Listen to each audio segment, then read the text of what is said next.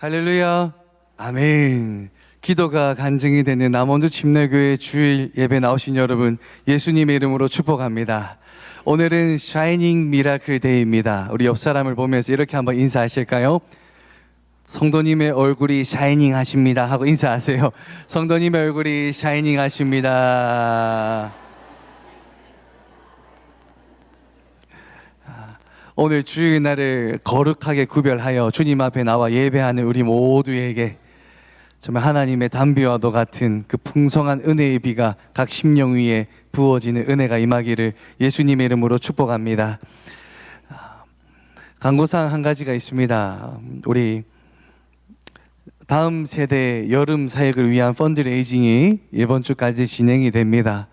우리 아이들이 오늘 함께 예배를 드리고 있는데 우리 자녀들이 이 여름의 이 뜨거움 속에서 예수님을 뜨겁게 만날 수 있도록 기도해 주시고 격려해 주시고 응원해 주시고 또 1층 로비에서 커피를 운영하고 있으니 오늘 집으로 가실 때 또 식사하러 가시기 전에 미리 한 잔씩 다 챙겨 가시기를, 그러면서 그 섬김을 받고 기도로 함께하는 저와 여러분, 우리 남원주 침례교회 모두 되기를 예수님의 이름으로 축복합니다.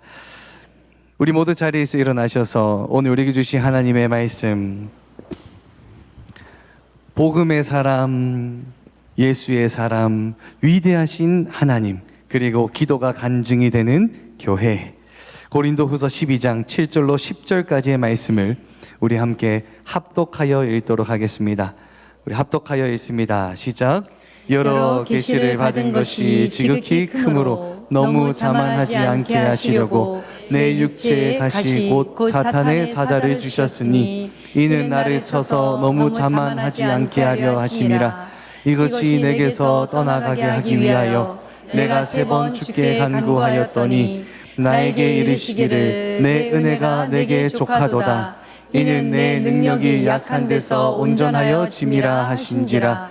그러므로 도리어 크게 기뻐함으로 나의 여러 약한 것들에 대하여 자랑하리니 이는 그리스도의 능력이 내게 머물게 하려 함이라.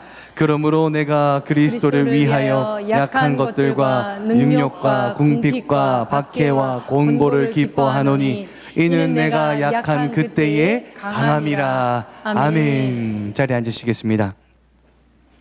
드린 예물과 말씀을 위하여 기도합니다. 하나님 아버지, 이 시간 하나님 앞에 예배하러 나올 때 빈손으로 나오지 아니하고 하나님 앞에 귀한 예물 올려드렸습니다. 하나님께서 이 예물 기쁘게 받아주시고 이 예물을 통하여 하나님의 나라가 세워져야 되는 곳에 귀하게 사용하여 주옵소서. 그리하여 이 예물을 통하여 예수님을 믿는 역사가, 하나님의 나라가 세워지고 교회가 세워지는 곳에 아버지께서 이 예물 들어 사용하여 주셔서 성령으로 역사하여 주옵소서. 이 시간 말씀 들으러 나온 이들이 있습니다. 하나님께서 우리의 마음의 문을 열어주시사 하나님의 말씀이 우리의 말씀이 되는 은혜가 임하게 하여 주옵소서. 예수님의 이름으로 기도드립니다. 아멘. 여러분, 오늘 우리 교회 올해 우리 교회 표어가 무엇입니까? 되는 교회. 우리는 이 표어를 붙들고 반년 동안 달려왔습니다. 1000시간 기도 운동을 선포하고 1000시간 24시간 꺼지지 않는 기도룸을 운영하기도 하고 또 이렇게 주일이 되면 주일 예배로 모여서 기도하고 무릎 기도회로 뜨겁게 기도하고 그러면서 우리는 우리의 기도가 간증이 되기를 기도하면서 여기까지 달려왔단 말이죠. 참 감사하게도 우리 가운데 이러한 간증들이 참 많이 생겨나고 있습니다. 막혔던 길이 열리고 무너졌던 관계가 회복되고 아픈 곳이 낫고 또 가정이 다시 일어나는 놀라운 간증들이 있었단 말이죠. 이러한 간증들이 올 한 해 남은 이 하반기 동안에도 여기 모인 우리 모두의 삶 가운데 기도가 간증이 된 그런 놀라운 열매들이 많이 맺히기를 예수님의 이름으로 축복합니다. 그런데 여러분, 제가 오늘 꼭 드리고 싶은 말씀이 있는데, 기도가 간증이 된다는 것은 반드시 꼭 기도한 대로 응답되는 것만을 의미하지는 않습니다. 때로는 기도한 대로 응답되지 않아도 그것이 간증이 될 때가 있거든요. 기도가 응답이 안 된 게 간증이 되는 것, 그때가 언제냐 하면 바로 우리가 바뀔 때입니다. 옆 사람과 인사 한번 다시 하실 때 이렇게 인사하세요. 제가 바뀌면 됩니다 하고 인사하세요. 제가 바뀌면 됩니다. 제가 바뀌면 됩니다. 기도가 간증이 되는 건 기도가 응답돼서 간증이 되기도 하지만 때로는 우리가 바뀜으로 또는 우리의 기도 제목이 바뀜으로 그것이 간증이 될 때가 있는데요. 이런 간증을 가진 대표적인 인물이 누구냐 하니까 오늘 본문 말씀 속 사도 바울입니다. 이 사도 바울에게도 기도 제목이 있었는데 그 기도 제목이 뭐냐 하면 8절에 보면 제가 있습니다. 이것이 내게서 떠나가게 하기 위하여 내가 3번 죽게 강구하였더니, 바울에게 어떤 문제가 있어서 이 문제가 떠나가기를 하나님 앞에 지속적으로 기도하였다, 간구하였다라고 기록을 하는데, 이 문제가 뭐였냐면 7절 같이 한번 읽어봅니다. 시작. 내 육체의 가시 곧 사탄의 사자를 주셨으니. 바울에게는 육체의 가시, 이 육신의 가시가 있었는데, 이 가시가 뭐냐 하면 이 헬라어 단어로는 스콜롭스, 장미에 있는 가시, 그 가시를 의미하는 게 아니라 마치 우리 살에 박힌 말뚝과 같이 뾰족한 꼬챙이와도 같은 의미가 이 가시라는 거거든요. 그럼 결국 바울이 가졌던 육체의 가시는 뭐냐? 움직일 때마다 아픈 그런 만성적인 고통이 있는 육체의 질병을 의미하는 거예요. 이 질병이 뭔가 학자들이 추정하건대 뭐 눈병이다, 간질이 있다, 소화불량이다, 말라리아다, 여러 가설이 있지만 성경에서는 사도 바울이 가졌던 그 육체의 가시가 뭔지 정확하게 이야기하고 있지 않아요. 여기서 하나님의 의도를 발견할 수 있는 게, 만약 바울의 가시를 하나의 질병으로 한정시켜버리면 우리가 이 구절을 읽을 때마다 우리는 아마 이렇게 생각했을 겁니다. 아, 바울은 간질병 때문에 고생했다, 바울은 이 소화가 잘 되지 않아서 고생했다라고 생각할 수 있지만, 오늘 성경에서는 육체의 가시라고만 표현함으로써 이 가시가 우리 모두의 가시가 될 수 있음을 의미하거든요. 우리 여기 앉아있는 분들 중에는 누구처럼?